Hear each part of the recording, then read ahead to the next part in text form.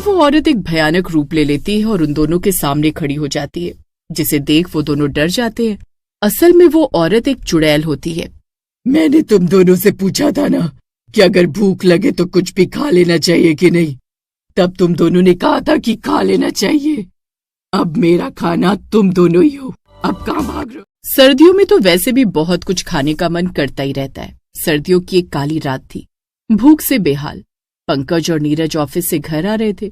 वो दोनों खाने के शौकीन तो थे ही, लेकिन आज उन्हें बहुत भूख भी लगी थी।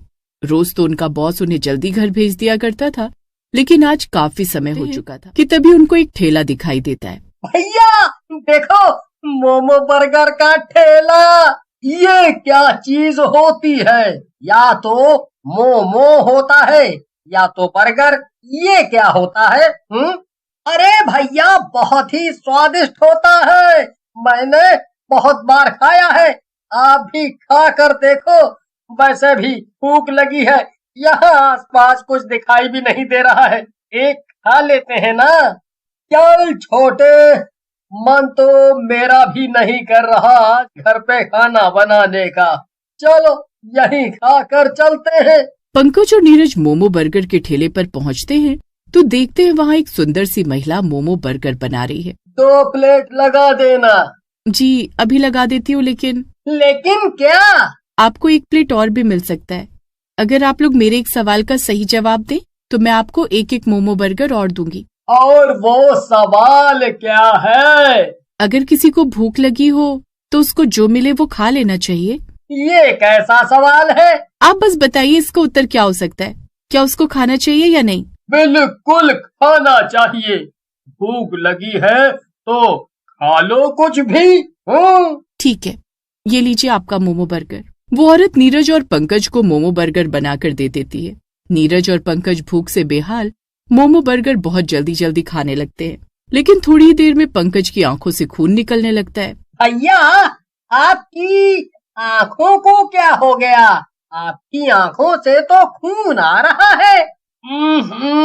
पता नहीं, अचानक मेरे सर में भी बहुत तेज दर्द होने लगा है। छोड़ो भैया, पैसे दे देते हैं, आज हमारे नसीब में खाना नहीं है, घर चलते हैं। तभी वो औरत एक भयानक रूप ले लेती है और उन दोनों के सामने खड़ी हो जाती है, जिसे देख वो दोनों डर जाते हैं। असल में वो औरत एक चुड़ैल होती है। मैंने तुम दोनों से पूछा था ना कि अगर भूख लगे तो कुछ भी खा लेना चाहिए कि नहीं, तब तुम दोनों ने कहा था कि खा लेना चाहिए। अब मेरा खाना तुम दोनों ही हो, अब कहाँ भाग रहे हो तुम दोनों? उनकी तबीयत खराब हो रही है, हमें जाने दो। चुपचाप मोमो बर्गर खा, मैंने बड़े प्यार से बनाए हैं। तू ये मोमो बर्गर खाएगा, फिर मैं तुझे खाऊंगी, वरना तेरे को भी ऐसे ही मारूंगी। यहाँ पर कोई है भी नहीं जो तुझे बचा पाएगा। पंकज बहुत डर जाता है और मोमो बर्गर खाने लग जाता है। जैसे जैसे वो मोमो बर्गर खाता है उसकी आंख से खून बहना शुरू हो जाता है। जब तक नीरज को होश आता है पंकज मर चुका होता है और वो चुड़ैल उसको खा चुकी होती है। नीरज ये सब देखकर रोने लग जाता है। मेरे भैया, तुम कहाँ चले गए? वापस आ जाओ भैया, मुझे माफ कर दो, मैं तुम्हें बचा नहीं पाया। वापस आ जाओ भैया। उसको देख भीड़ इकट्ठा हो जाती है। वो सबको बताता है कि मोमो बर्गर खाने से उसकी ये हालत हुई है, लेकिन लोगों को वहाँ कोई ठेला नजर नहीं आता। चुड़ैल भी गायब हो चुकी होती है। नीरज उसके बाद से बाहर का कभी नहीं खाता है। नीरज को तो पता चल जाता है कि बाहर का खाने से सिर्फ सेहत का ही नुकसान नहीं होता, कई बार अपने लोगों को भी खोना पड़ता है। वो सबको बताने की कोशिश करता है, लेकिन कोई उसकी बातों पर भरोसा नहीं करता है। किसी को मेरी बात माननी हो या ना माननी हो, मैंने अपना भाई खोया है। कुछ दिन बाद शहर के कोने में एक मोमो बर्गर का ठेला लगना शुरू होता है। जो वहां से जाता है उसकी खुशबू उसको रोक लेती है। एक मोमो बर्गर सिर्फ 10 रुपए का। इतनी सस्ती चीज आज के जमाने में कहाँ मिलती है? इतना सस्ता, चलो ट्राई करके देखते हैं। वैसे भी एक ही लाइफ है, कुछ ना कुछ तो ट्राई करते रहना चाहिए। नहीं यार, मैं डाइटिंग पर हूँ, मैंने ये सब छोड़ दिया है। नहीं खा पाऊंगी। एक ही लाइफ है तो उसको हेल्दी बनाकर भी तो निकाला जा सकता है। हमेशा बुरा खाकर ही क्यों एक लाइफ को जी पाते? क्यों इस लाइफ को बीमार होकर ओहो, इतना ज्ञान मत दे। चल तू नहीं खाएगी तो मैं ही खा लेती हूँ। प्रिया खाती है तो उसके पेट में गुड़गुड़ होती है। मोमो बर्गर बेचने वाली औरत उसको देखकर मुस्कुराती है। क्या हुआ मैडम, और नहीं खाएंगे? मैंने सोचा ही नहीं था कि 10 रुपए का दे रही हो तो कुछ खराब ही बेच रही होगी। इतना गंदा मोमो बर्गर मैंने आज तक नहीं खाया। थू। औरत को प्रिया की बातें सुनकर बहुत बुरा लग जाता है। प्रिया अपने घर अकेले जा रही होती है तो वो औरत उसके पीछे पीछे चलती है और अचानक से ही चुड़ैल रूप में आ जाती है। प्रिया घूमकर देखती है और बहुत बुरी तरीके से गिर जाती है। कौन हो तुम? मेरा पीछा क्यों कर रही हो? छोड़ दो मुझे वरना मैं पुलिस को बुलाऊंगी। मैं पढ़ी लिखी लड़की हूँ, मेरे साथ तो कुछ नहीं कर सकती तुम। चलो निकलो यहाँ से। तुझे मेरे मोमो बर्गर अच्छे नहीं लग रहे थे ना? अब तुझे जीवन में कुछ अच्छा नहीं लगेगा। तू कुछ खाए भी तो तुझे स्वाद नहीं मिलेगा। चुड़ैल प्रिया की जुबान खींचकर काट देती है। प्रिया वहीं तड़पती रहती है लेकिन उसके मुंह से आवाज नहीं निकलती है। प्रिया बेचारी किसी को बता ही नहीं पाती कि उसके साथ क्या हुआ। वो लिखकर अपने दोस्त को दिखाती है लेकिन वो भी कुछ नहीं कर पाती है।